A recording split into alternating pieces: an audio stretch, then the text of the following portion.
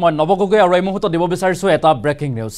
ৰাজ্যত পুনৰ চিকিৎসকক গুৰুতৰভাৱে প্ৰহাৰ কৰা গুৰুতৰ অভিযোগ উত্থাপন হৈছে আৰু এবাৰ মেৰাপানী সামূহিক চিকিৎসালয়ত কৰ্মৰত অৱস্থাত এগৰাকী চিকিৎসকক দুই খুৰাপাৰী ব্যক্তিয়ে গুৰুতৰভাৱে প্ৰহাৰ কৰে গুৰুলকৈ প্ৰহাৰ কৰাৰ গুৰুতৰ অভিযোগ আৰু তাৰ পাছতে এতিয়া চাঞ্চল্যৰ সৃষ্টি হৈছে নিখাতৰ ভিতৰতে উত্তপ্ত পৰিৱেশৰ সৃষ্টি হয় আৰু তাৰ পাছত মেৰাপানী আৰক্ষীয়ে এগৰাকী আক্ৰমণকাৰীক ইতিমধ্যে আটক কৰিছে আমি সবিস্তাৰে খবৰটো লৈ অহাৰ চেষ্টা কৰিম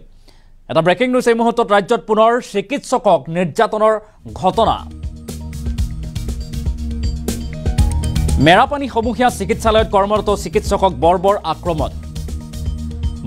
আক্ৰমণ কৰাৰ গুৰুতৰ অভিযোগ উত্থাপন হৈছে আৰু উন্মুক্ত লোকে কৰ্তব্যৰত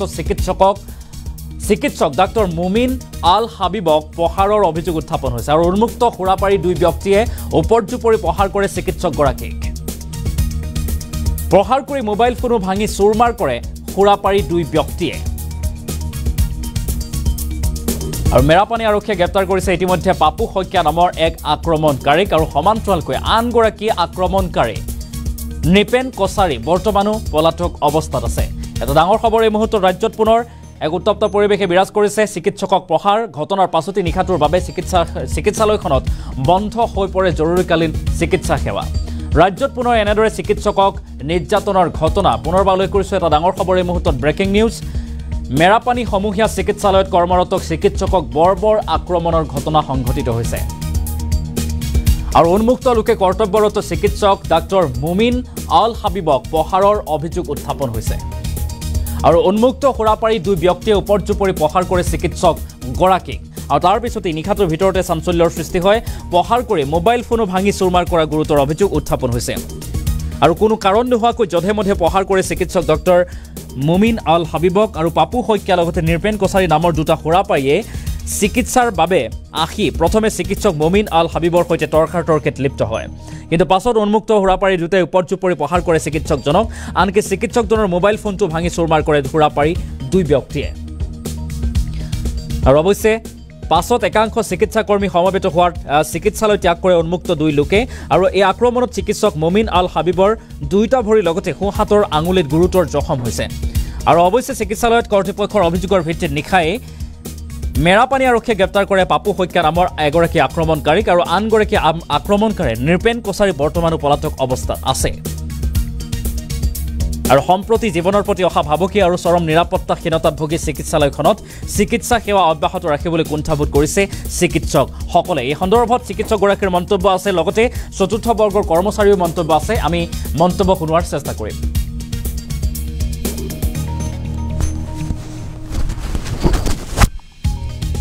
সামানত পেচেণ্ট এটা আৰু এটেণ্ডেণ্টৰ লগত আহি পেলাই মই ডক্টৰ চেম্বাৰতে বহি আছিলোঁ তেতিয়া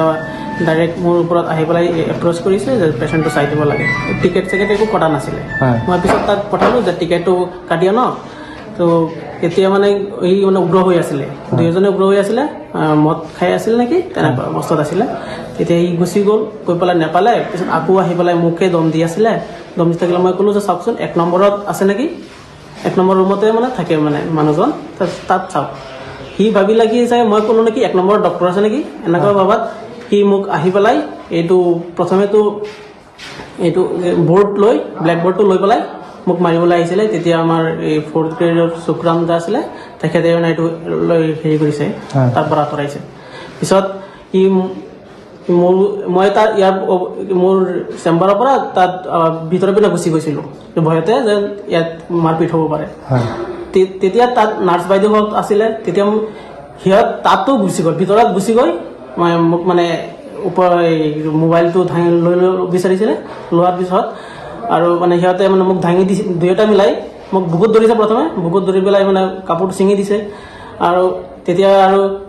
এজনে মোক ধৰিছে আৰু এজনে মোক ভাঙি পেলাই একদম হেকেচা মাৰি দিছে দি পেলাই মোৰ পিছত মোৰ হাঁটু দুটাতে জখম পাইছোঁ আৰু মোৰ মোবাইলটো লৈ পেলাই পিছত সিহঁতে এই মাটিত হেকেচা মাৰি মাৰি ভাঙি দিলে একেবাৰে প্ৰায় মানে 10:30 মান বজাত মেৰাপানী দুজন ব্যক্তি মানে আহিলে মদ খাই অলপ ইঞ্জুৰি এটা হৈছিলে দেখাবৰ কাৰণে আহিছিলে আহি সিহঁতি টিকেট নলৈ মানে ডাক্তৰৰ ওচৰলৈ গ'ল ডাক্তৰক ক'লে যে মই ইঞ্জুৰি ট্ৰিটমেণ্ট ল'বলৈ আহিছোঁ তো ডাক্তৰে ক'লে আপুনি টিকেটটো লৈ আহক তাত টিকেটটো ল'বলৈ কওঁতে মানে মানুহজন আহিলে মই সেইটো মই বাহিৰত তাৰপৰা আকৌ ছাৰৰ ওচৰত গৈ কৈছে বোলে মানুহজন নাই বোলে 1 নম্বৰ ৰুমত চাওক। তো 1 নম্বৰ ৰুমতো আহিলে, সি মানে মোক নাপালে, মই বাহিৰত। তো বাইদেৱে ইতিমধ্যে আহি আমাৰ চিষ্টাৰে আহি টিকেটটো আমাক দি দিলে। টিকেটটো তাৰমানে টিকেটটো আমাৰ দেৰি হ'লে আমাৰ লগ দিয়ে দিওঁ, কোনোবা এজন আহি। তো চিষ্টাৰে আমাৰ আহি টিকেটটো দিলে। দিয়াৰ পিছত মানে মানুহকেইজন মানে মদ খাই উগ্ৰ হৈ ছাৰক গৈ মানে কৈছে যে 1 নম্বৰতো ডাক্তৰ নাই,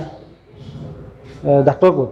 তো ডাক্তৰ বোলে মই বোলে নাই, আপুনিহে কৈছে ডাক্তৰ তাত আছে বুলি। তেনেকৈ মানে ছাৰক উভতি ধৰি মানে বহুত তৰ্ক বিতৰ্ক লাগিছে।